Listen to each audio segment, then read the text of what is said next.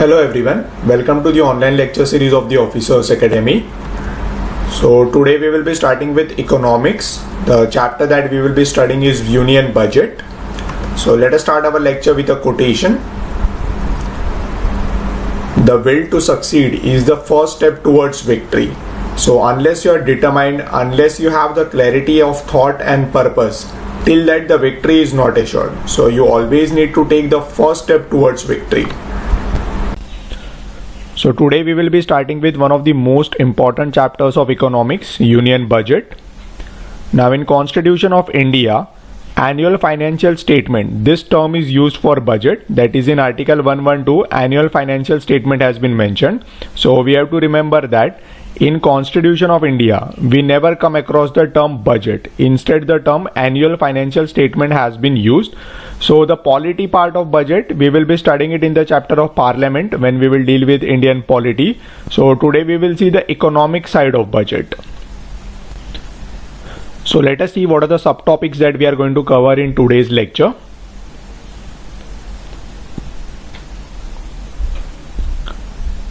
So जैसा हम हमेशा करते हैं, first we try to have a structure of the topic. So आज हम देखते हैं what are the sub topics that we are going to cover in today's lecture. So first is what is union budget. So exactly budget में क्या होता है, इसके components क्या रहते हैं, ये हम देखेंगे. Second point is history of budgeting in India. So how it started from the time of the British Raj and how it got developed after independent. Governments fiscal policy, तो जैसा हम जानते हैं RBI has its own monetary policy. Similarly union government has its own fiscal policy. तो ये fiscal policy क्या होता है, इसके कंपोनेंट्स क्या रहेंगे, ये भी हम देखेंगे. Revenue account and capital account, so these are the components of union budget. तो एग्जैक्टली इसके सब कंपोनेंट्स क्या रहेंगे, ये भी हम देखेंगे. रेवेन्यू अकाउंट में क्या इंक्लूड होता है, कैपिटल अकाउंट में क्या इंक्लूड होता है, we will come across that too. Types of budget, so what is a surplus budget, zero budget and deficit budget, exactly इसका meaning क्या है ये हम देखेंगे. What is deficit financing, types of deficit financing and government's priority. So what are the different ways of deficit financing and how exactly government does it, so we will come across it. Next is very important, what is ERD, that is effective revenue deficit. तो इसे हम कैसे define करेंगे, we will come across it. A new area, what is Thalinomics in India, so comparatively a very new term. तो इसका meaning क्या होता है और इसमें एग्जैक्टली गवर्नमेंट क्या करता है, we will come across that too.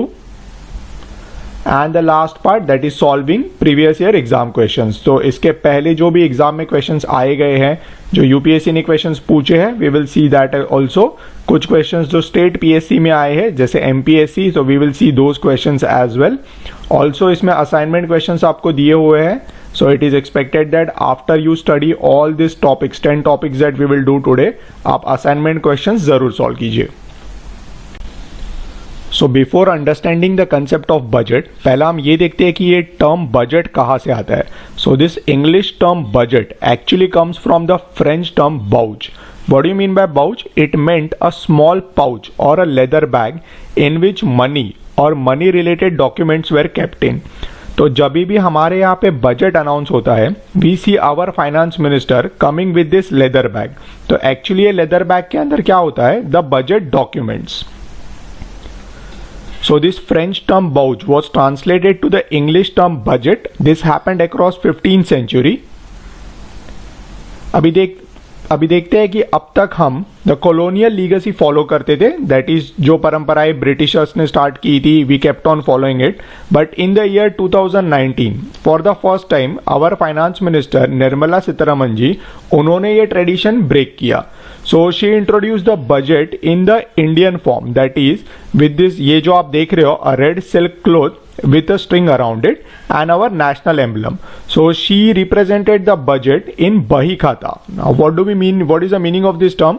It is referred to the book of accounts maintained by the traditional Indian businessmen. So it is a very good gesture that we are moving away from the colonial legacy. Yes, colonial tradition से हम थोड़ा दूर जाकर हमारे खुद के civilizational values follow कर रहे हैं. Now let us see what is the meaning of the term Union Budget of India. So budget is an estimation of revenue and expenditure over a specified future period of time. तो इसे हम थोड़ा break करने की कोशिश करते हैं. A budget is an estimation of revenue and expenditure.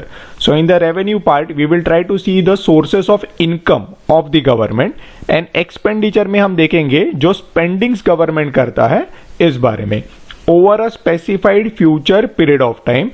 So budget in the case of India is from 1st April to 31st March. तो ये हमारा financial year है.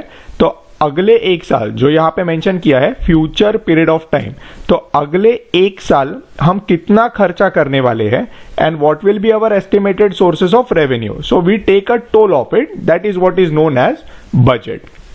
Second point, budget can be made for a person, a group of people, a business, a government, or just about anything else that makes and spends money.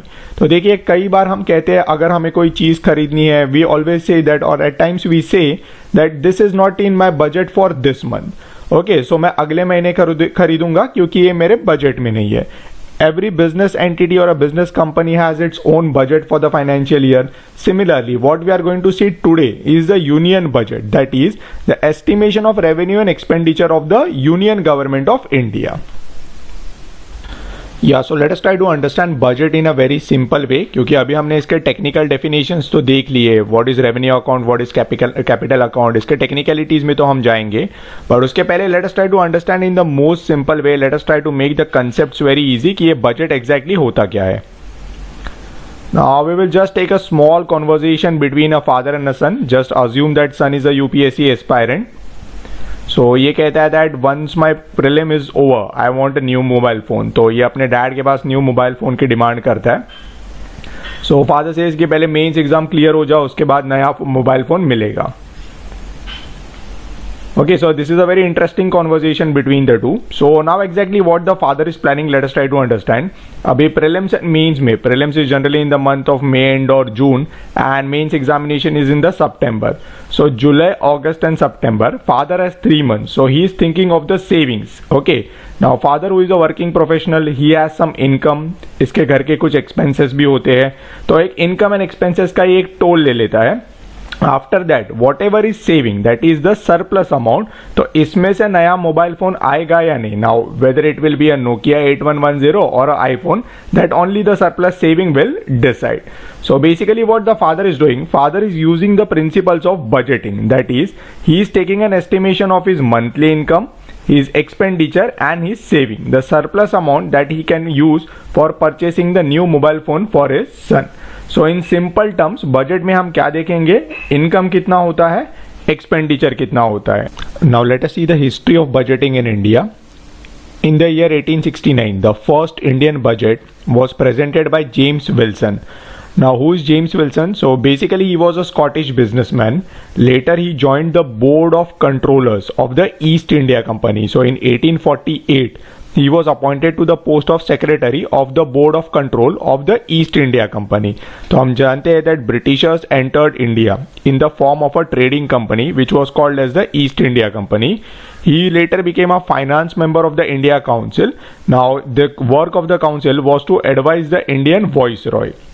Now also about James Wilson, he founded the Chartered Bank of India, which later got merged with the Standard Bank, and today this merged entity is called as the Standard Chartered Bank of India. So this was some basic information about Mr. James Wilson. अभी कई बार UPSC peripheral questions भी पूछती है, तो कुछ basic information हमें gather करना या हमें जानना जरूरी होता है. Let us see a critic which was made by Karl Marx. So Karl Marx कहते हैं that this budget is an example of an economic maintrain of high standing. What is the meaning of this? Now the meaning of the word maintrain means a person or a group which holds a large amount or a significant amount of power. तो जैसे हम देखते हैं that it is said about civil services that civil servants hold more power, or civil servants are the maintrain of India, that is they hold more power as compared to the MPs or the ministers, ऐसा कहा जाता है. True or false, we will come to that. Now coming back to this, now he meant that this person James Wilson, so he was a person having significant power in the India Council, which was the advising body to the Viceroy. Now there are certain quotations or we can say criticism made by Karl Marx on East India Company. So for history point of view या history subject point of view से आपको ये याद रखना है. Coming to the budget, Morley-Minto reforms, it is also called as the Indian Councils Act of 1909. So why it is important? Now it allowed the members to ask supplementary questions or move resolutions on the budget. Now after the Indian Councils Act of 1909, that is Morley-Minto reforms, came the Montague-Chelmsford reform, that is the Government of India Act 1919. तो इसके बारे में भी थोड़ा याद रखिए, commonly called as the Montague-Chelmsford reform. So why it is important? Because it separated the provincial budget from the central budget. Okay, also it gave the provinces the power to enact their own budget. हालांकि all these topics we will be studying in the polity part. This is the polity part of budget, so we have not mentioned it here. तो polity में हम इसे जरूर पढ़ेंगे, but just that we came across it, I am just mentioning it. Now railway budget के बारे में भी याद रखिए. Earlier railway budget was a part of the union budget, but on the recommendations of the Eckworth committee, the railway budget was separated in 1924. तो उसके बाद में till now we had seen that दो budgets आते थे. First the rail budget was introduced, उसके बाद में union budget आता था. But recently the government has once again merged the railway budget with the union budget. So that is for today, we do not have a separate railway budget. Now in 1948, the first budget of independent and united India was presented by our first finance minister, John Mathai. Now some peripheral points about it that you have to remember. He was also the first chairman of State Bank of India in 1955. He has also served as the first railway minister and the only one to present two budgets as a finance minister. The Officers Academy e-learning platform, you can get benefited from various online correspondence courses available on it. Download our app on your mobile phone. It is freely available on Google Play Store as well as Apple App Store. Please look for this icon before downloading. So let us see a few features of our online learning program.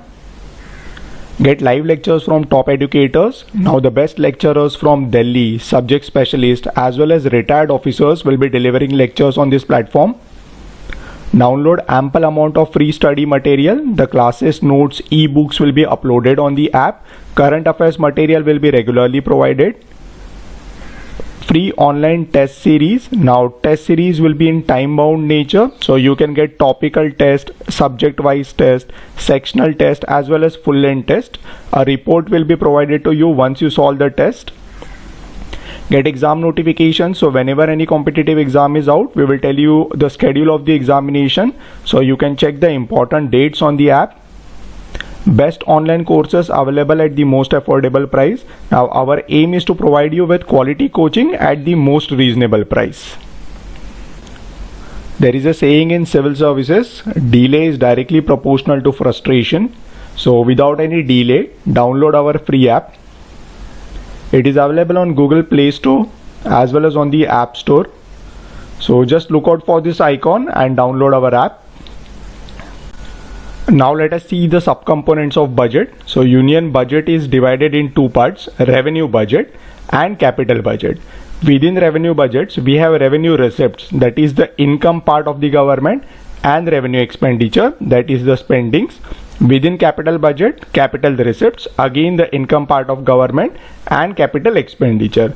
So ये flow chart आपको याद रखना है. So this will help you in the psychological revision. So हमारा पूरा chapter budget is dependent on this diagram. So let us get started with understanding the subcomponents of union budget. तो हम revenue budget से शुरुआत करते हैं. Revenue budgets के दो कंपोनेंट है. First is revenue receipts, that is the income earned bye the government. Revenue expenditure, that is the spending done by the government. So revenue receipts पहले देख लेते हैं. That is the different ways via which the union government earns it income. So revenue receipt shall be of two types. First is tax receipts, that is the income earned by the government via taxation. तो हमें पता है that government हमें अलग अलग किस्म के taxes apply करता है, तो ये कौन से है ये भी हम देख लेंगे. Second type is non-tax receipt. So any income earned by the government other than taxation. तो quickly इसे रिवाइज करते हैं. Revenue receipts are of two types, tax receipts and non-tax receipts. अभी हम देखेंगे कि tax receipt के क्या सब components है. So taxes are of two types. First, direct taxes. Second is indirect taxes. Let us quickly try to understand the difference between direct taxes and indirect taxes. अभी इसके बाद हम एक second chapter देखेंगे taxation in India. So in that we will go in the depth what is the difference between the two. So let us have a quick glimpse. Direct taxes मतलब क्या? In this the source and the burden of taxation remains same. Example ले लेते हैं, common example है income tax. Indirect taxes में क्या होता है? The source and the burden of taxation are different. Okay, let us try to understand it. Income tax. A person is a salaried employee, या इससे सपोज इसका घर है तो इसे इसके घर का रेंट आता रहेगा, तो इस पे जो टैक्स पे करना है गवर्नमेंट को, that will be his income tax. Okay, so government has charged the tax on him. He has to pay the tax to government. अगर उसने टैक्स पे नहीं किया, if he keeps the money unaccounted, तो क्या हो सकता है? As we see on the right hand side, there might be a raid. Indirect taxes में क्या होता है, इसे समझने की कोशिश करते हैं. For example, you go to a restaurant, आपने वहां पे यू हैड योर फूड और यू हैड योर डिनर, उसके बाद में बिल आया. Now government has charge the restaurant owner GST. He puts the GST burden on you. That is source of taxation कौन था? Restaurant owner, but the burden of taxation is the customer. That is you are paying it on behalf of the owner. So this becomes a indirect tax. So I hope you are clear with the differences between direct taxes and indirect taxes. Okay, so this is the first component of revenue of government. Okay, revenue receipts में हमने इसे add कर दिया. Second type, non-tax receipts. Now any income of the government other than the taxation is considered to be non-tax receipts. अभी इसमें क्या क्या आएगा ये भी हम देख लेते हैं. First, profits and dividends earned by the PSU, that is public sector undertakings. Now, as you know that there are different government companies, जैसे Indian Oil है, ONGC है, all the oil manufacturing companies. So they book profit. जैसे ये काम करते हैं तो ये profits book करते हैं. So this profits earned by these companies, this entire money goes into the treasury of government. Second, general services provided by government. For example, government provides us with banking services. जैसे public sector banks होते हैं. In certain rural areas, government provides with irrigation facilities. So as these services are provided by the government, so government charges a certain duty on this. So ये भी पैसा कहाँ पे जाएगा? In the treasury of government, calculated as revenue receipts. Third, fees, penalties and fine. For example, if anybody is traveling without ticket in the railways or any kind of fees, penalties by the government, fine imposed by the government, all this is considered to be non-tax revenue of the government. Fourth is grants which the government receive. इसमें दो types है. First is external grants. For example, union government. So if union government got any grant from any third country or from the World Bank, तो इसे हम किस में calculate करेंगे? Non-tax revenue में. Internal grants in case of state government. So if any of the state government, for example Maharashtra state, it receives any grant from union government, तो ये किस में calculate किया जाएगा? Revenue receipts में.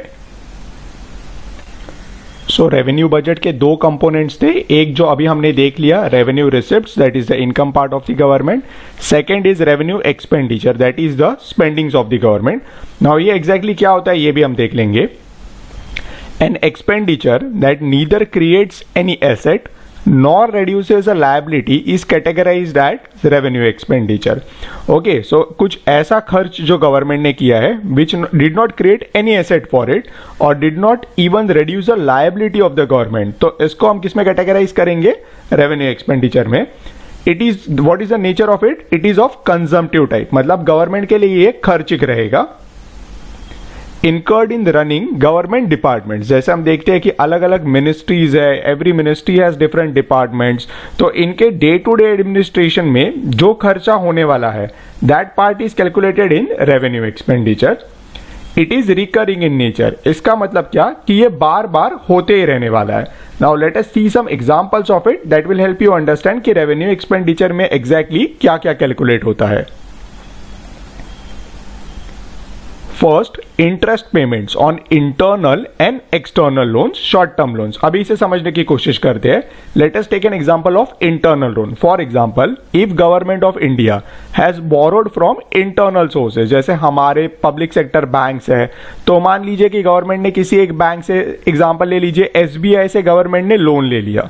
अभी देखिए इसका प्रिंसिपल अमाउंट तो गवर्नमेंट अब तक रिटर्न नहीं कर रहा, बट उस पर जो मंथली इंटरेस्ट है ये गवर्नमेंट पे करते जा रहा है. सो focus on it. It is recurring in nature, that is every month the government has to keep on paying the interest on the short term loans.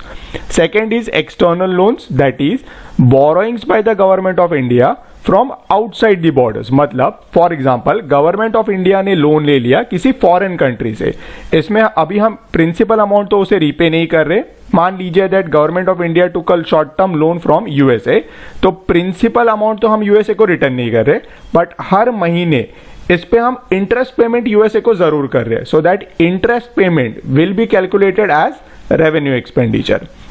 Second is salaries, pensions and provident fund of government employees. तो there are different government companies जो हमने public sector enterprises पहले देखे थे, public sector banks है, तो इनमें जो employees and officers काम करते हैं इन्हें हर महीने सैलरी पे की जाती है.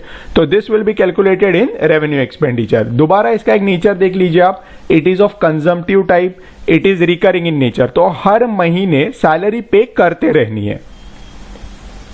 Third, law and expenditure, law and order पे जो एक्सपेंडिचर होने वाला है. For example there are police department, तो पुलिस डिपार्टमेंट में बहुत सारे एम्प्लॉयज एंड ऑफिसर्स है, पुलिस के अपने व्हीकल्स होते हैं, आर्म्स एंड एम्युनिशंस होते हैं, तो हर महीने इनके मेंटेनेंस में जो खर्चा लगने वाला है that is calculated in revenue expenditure.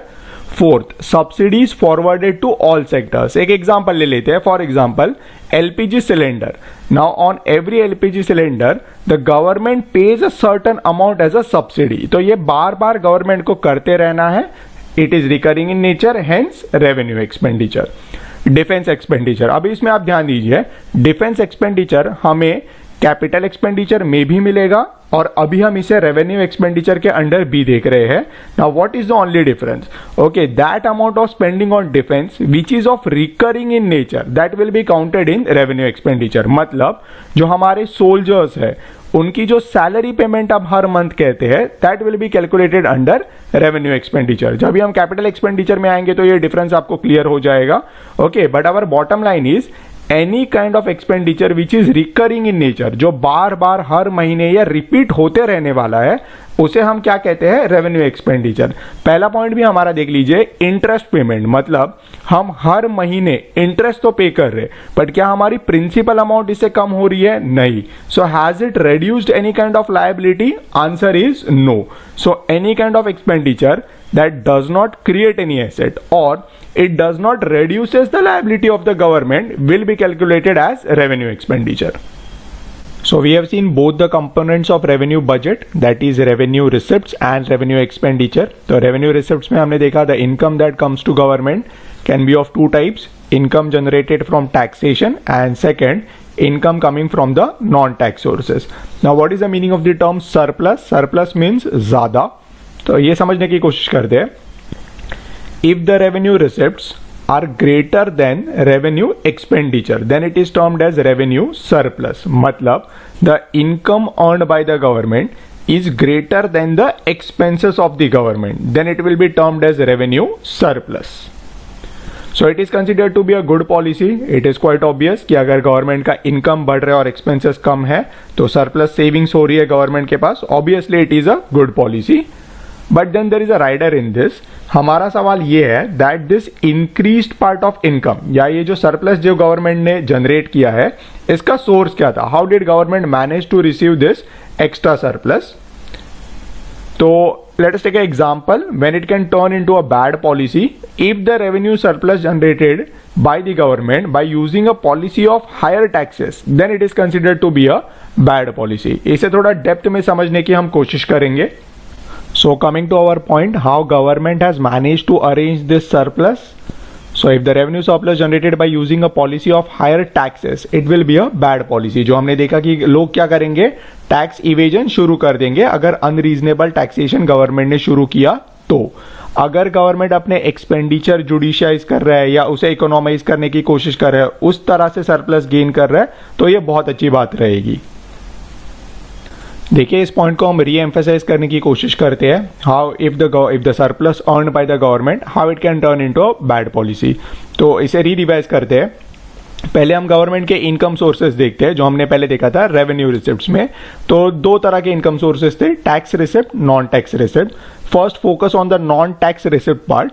सो पहले profits and dividends earn by the PSU, public sector undertakings. Now इस पे एक लिमिटेशन है कि जो भी प्रॉफिट से कमाएंगे, जैसे बीएसएनएल हो गया, ओएनजीसी हो गया, तो जो भी प्रॉफिट से कमाएंगे इस पे एक लिमिटेशन आ सकता है। Second is general services provided by the government, तो इसके लिए गवर्नमेंट चार्जेस अप्लाई करता है, बट ये चार्जेस अनरीजनेबल नहीं हो सकते। ओके, तो जो भी सर्विसेज गवर्नमेंट प्रोवाइड करे उसके लिए गवर्नमेंट फीस चार्ज कर सकता है, बट इस पे भी एक लिमिटेशन है, beyond a point government can not increase the fees. Third is fees, penalties and fines imposed by the government. Again हम देखते हैं कि इस पे भी कुछ निर्बंध है।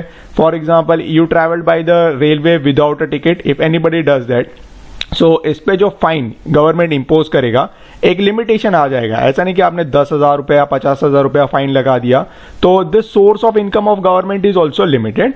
Next is grants received by the government, तो ये तो यूनियन गवर्नमेंट के हाथ में नहीं है कि ये कितना ग्रांट्स इसे मिल रहा है। That is the bottom line of this is we try to understand that द non-tax receipt of the government, so there is a limitation on it, beyond the point ये revenue source increase नहीं हो सकता।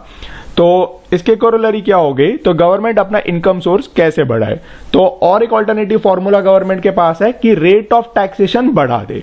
तो direct taxes, for example if government is taxing income tax, जैसे हम देखते हैं कि ये स्लैब्स में होता है, तो 5%, 10%, 15%, 20%। तो इफ गवर्नमेंट डिसाइड्स कि नहीं इनकम टैक्स बहुत ज्यादा बढ़ा देते हैं, 40% कर देते हैं, तो क्या हो जाएगा इससे, people will start evading the taxes. तो ये एक रिस्क इसमें है, क्योंकि if any person is earning a income जिसमें से 40% पार्ट गवर्नमेंट ले रहा है, okay, so then it becomes very unreasonable. So लोग क्या करेंगे, ये पैसा बचाने के लिए ये अपना इनकम सोर्स छुपाने की कोशिश करेंगे। That is the amount of black money और unaccounted money in the economy will keep on increasing. तो इससे गवर्नमेंट का सोर्स ऑफ रेवेन्यू बढ़ेगा नहीं, हालांकि सोर्स ऑफ रेवेन्यू कम होगा, क्योंकि लोग अभी पैसा छुपाना शुरू कर देंगे। अगर गवर्नमेंट पब्लिक सेक्टर यूनिट जो उसके है उसकी प्रॉफिटेबिलिटी बढ़ा रहा है, उसके मैनेजरियल स्किल्स या उसकी कैपेसिटी बिल्डअप करके ज़्यादा प्रॉफिट्स अर्न कर रहा है और रेवेन्यू सरप्लस जनरेट कर रहा है, again it is a very good thing. अगर गवर्नमेंट टैक्स एनफोर्समेंट रेशो बढ़ा रहा है या टैक्स एनफोर्समेंट और ज़्यादा अच्छा कर रहा है, again it will be a good thing. So the surplus earned is a good thing, but the methodology selected for it should also be wise. Now that we have understood revenue surplus, let us try to understand revenue deficit also. So it is opposite of revenue surplus. Surplus means extra earning of the government. तो revenue deficit में क्या होता है, if the revenue receipts, that is income of government, is less than the revenue expenditure, that is spending of the government, then there will be a deficit, मतलब नुकसान होगा इसमें। The revenue receipts are less than revenue expenditure. Okay, in simple terms, income of the government is less than the expenses. So government is earning less, spending more. तो अभी हमारा सवाल है कि अगर इनकम कम है और एक्सपेंसेस माने कि खर्चे ज्यादा है, तो ये एक्स्ट्रा पैसा गवर्नमेंट के पास कहां से आ रहा है? So where does this money for expenses come from? So they come from borrowings. That is, government takes loan externally. That is from the foreign countries or international donor institutions, and internally. मतलब if government borrows from World Bank, तो ये क्या हो जाएगा, external borrowing. If government of India takes a loan from any public sector bank या internally any financial institution within the country, तो this will become an example of internal borrowing. Okay, so we are clear. Revenue deficit मतलब क्या? If the income of the government is less than the expenses.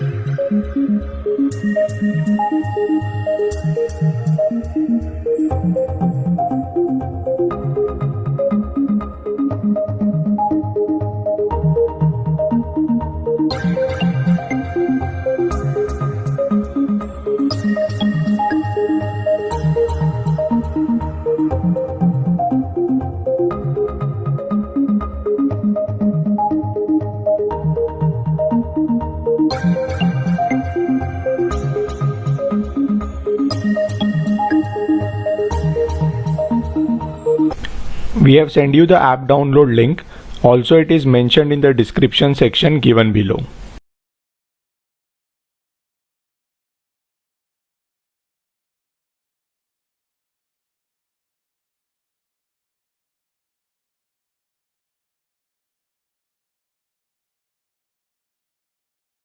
Now that we have seen the first component of budget, that is a revenue budget, जिसमें हमने revenue receipts और revenue expenditure ये दोनों parts देख लिए. Let us go to the second part, capital budget. Similarly, we will see the sources of income, capital receipts, and the expenditure done by the government in capital budget. So let us come to the second subcomponent of budget, that is the capital budget. So capital budget will have capital receipts, that is the income part of the government, and the capital expenditure, that is the spending of the government. Now capital budget means it deals with the areas where capital is spent and managed by the government. We use this term capital in different instances. Suppose जब भी हम किसी business organization की बात कर रहे हैं, to start any business what we require is the capital. So what do we mean by management of capital by the government? Now see, any money that is earned by the government or spent by the government for the building up of assets, that is what we mean by the term capital in the case of union budget. So let us start with our first part, capital receipts. अभी capital receipts के क्या components है ये हम देख लेंगे. First is loan recovery by the government, but only the principal amount. Let us take an example. If government of India has given some loan to Nepal, a long-term loan which is given to the country Nepal, and now the time has come when Nepal repay us the principal amount. देखिए, जो loan हमने नेपाल को दिया था, तो इसकी एक principal amount रहेगी प्लस इंटरेस्ट कंपोनेंट रहेगा. तो इंटरेस्ट कंपोनेंट कैपिटल रिसिप्ट्स में कैलकुलेट नहीं किया जाएगा. We are talking only about the principal amount. For example, we gave Nepal a loan of ₹20 crores. तो 20 crores का जो इंटरेस्ट था that is counted in the revenue receipts, but ये जो 20 crore प्रिंसिपल अमाउंट है that will be counted in the capital receipt part. So this loan recovery by the government, a component of the capital receipts. So we have to note here that the interest paid on such loans is a part of the revenue receipt, जो हमने पहले इसमें देख लिया था. Second is borrowings by the government, both internal and external. That is again government taking loan from internal institutions like public sector banks or any other financial institutions and external bodies. जैसे किसी foreign country से हमने loan ले लिया या किसी international donor से जैसे एशियन डेवलपमेंट बैंक या ब्रिक्स न्यू डेवलपमेंट बैंक या वर्ल्ड बैंक से अगर हमने लोन ले लिया, so such kind of borrowings will be calculated in the capital receipt part. अभी हमने पहले पार्ट में भी बोरोइंग्स देखे थे, government took loan from internal and external sources. अभी इसमें क्या डिफरेंस होता है? If it is a short-term loan, it will be calculated as a part of revenue receipt. But if it is a long-term borrowing, a long-term loan, it will be calculated as a part of capital receipts. Third is other receipts by the government. So इसमें क्या आ जाता है? Long-term capital accruals. For example, किसी की postal saving scheme है या national saving certificate है of 15 years, 10 years. सो 10 या 15 साल के लिए ये पैसा किसके साथ डिपॉजिटेड है?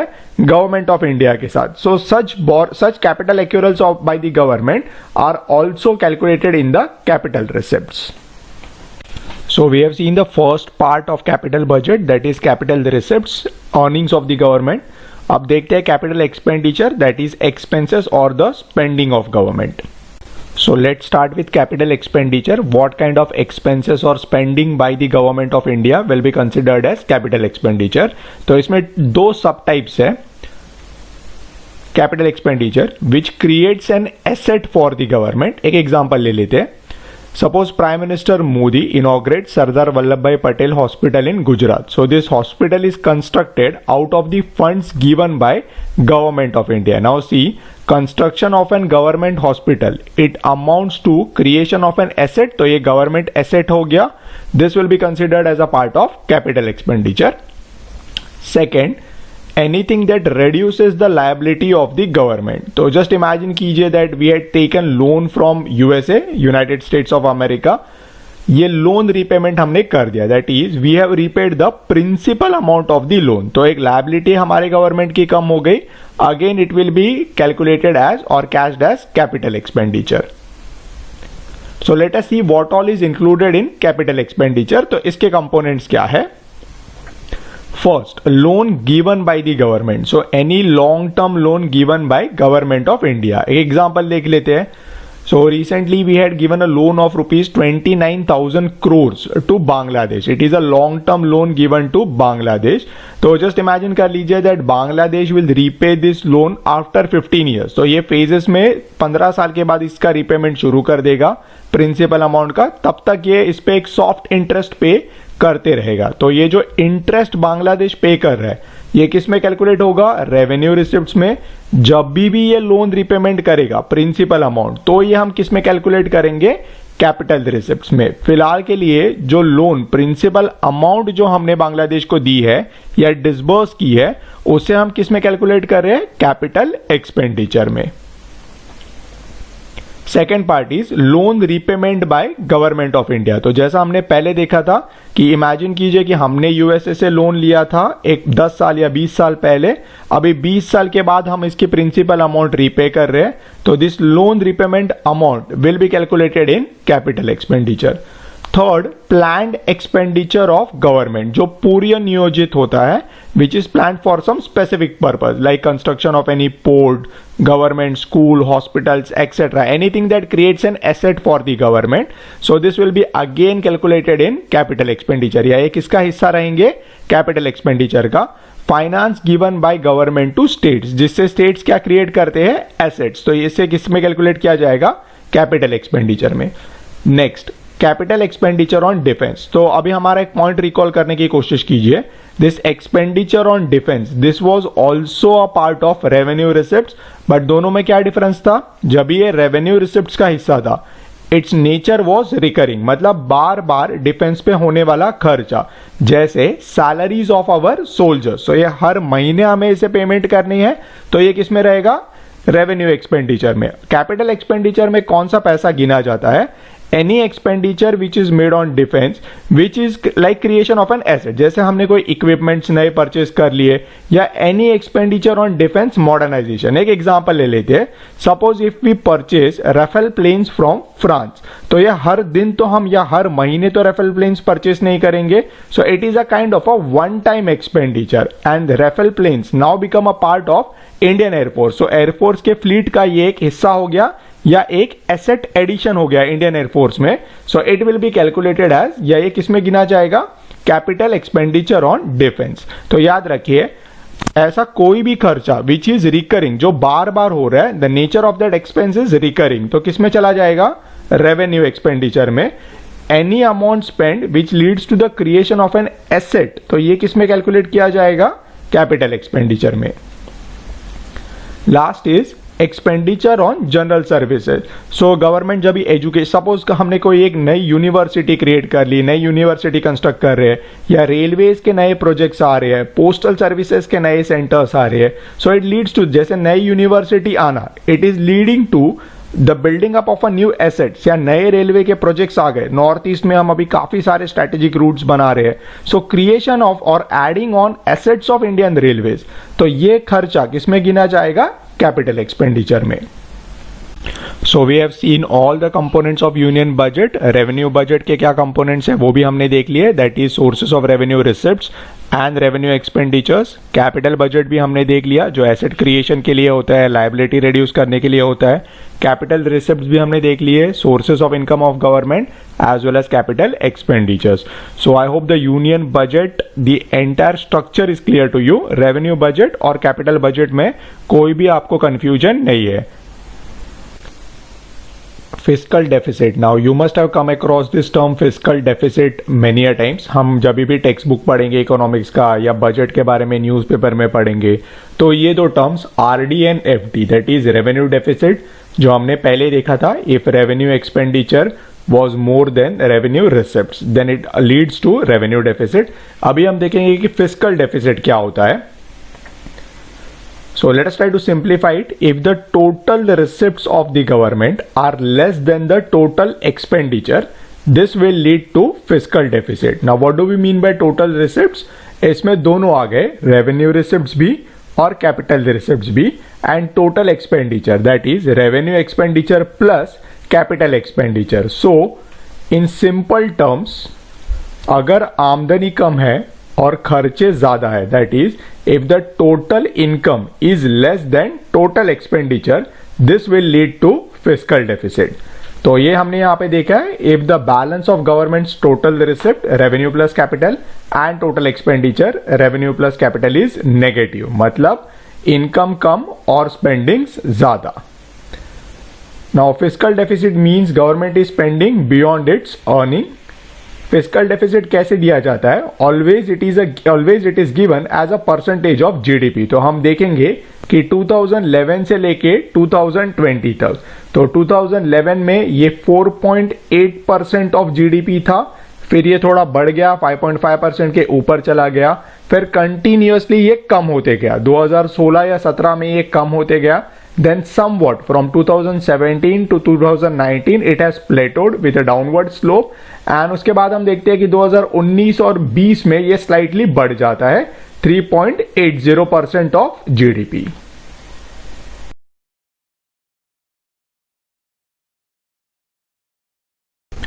We have sent you the app download link. Also, it is mentioned in the description section given below.